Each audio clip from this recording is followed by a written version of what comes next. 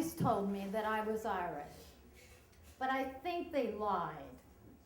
I really do believe that my mother was Amish. She didn't wear the bonnet, but she loved pepper slaw. She made dumplings all the time. She hung her washout. She hand quilted. She wore kind of longish skirts. She really had it in the bag. Now, when you have a somewhat Amish mother and a somewhat free-spirited daughter like myself, there's bound to be a little rebellion, however feeble. Let me take you to the 1950s, the late 1950s.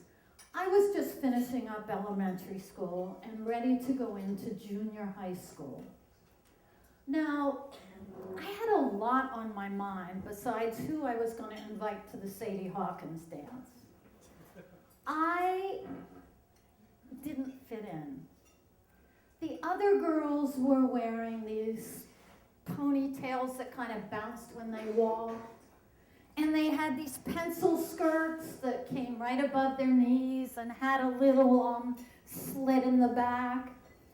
And they all wore penny loafers and these matching sweater sets. Now, the only thing that I had that they had were the sweater sets, because Amish mothers are pretty good knitters. Other than that, I was pretty much a disaster. You see, I had weak ankles, which meant that we had to go to a corrective shoe store to buy my shoes. That was not good for the budget or my self-esteem. But in the 1950s, no one really cared about your self-esteem. So every year, I had to get these white buck shoes.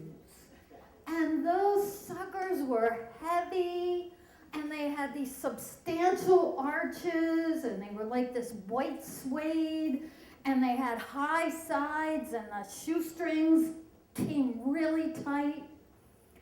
And I had to wear those, and there was no way to camouflage them, because every time they got the least little bit dirty, my dad would polish them all up. The hair.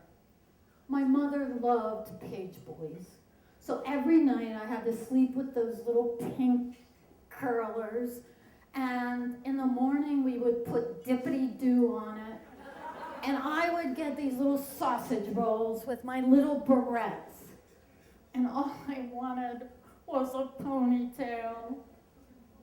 And the skirts. My somewhat Amish mother would take acres of fabric, and she would pinch pleat it all around. And my nickname was already McFanny because I had kind of a big ass from all those dumplings she cooked. Well, those pinch pleats and all that fabric were not very flattering.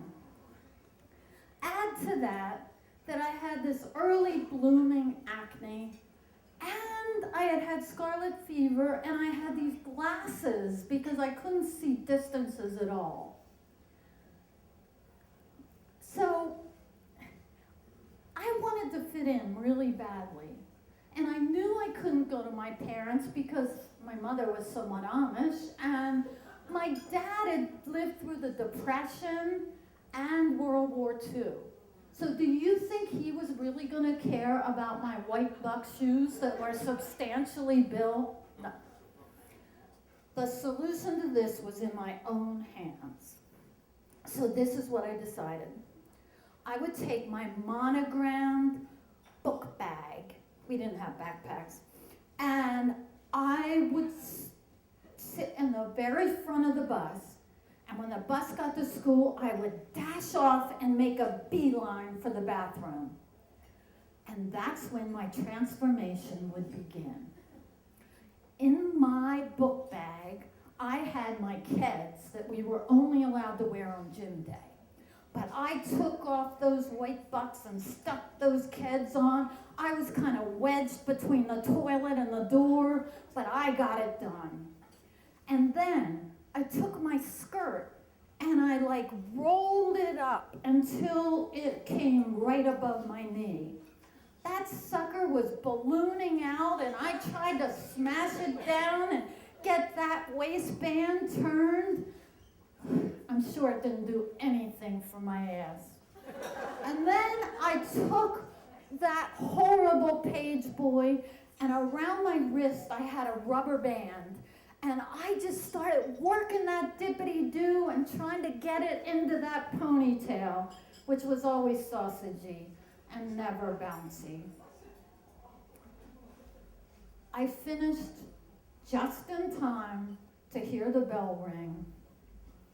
But I still had a couple things to do. I had to put that white powder on my acne, the same powder that I would use later to cover up my leg hair. And I had to hurry up and get my book bag packed. So the last thing I did was I took my white bucks and I put the powder in one, and I took off my glasses and I put them in the other. And then I walked down the now blurry hall with the weight of my white bucks and the weight of the day ahead.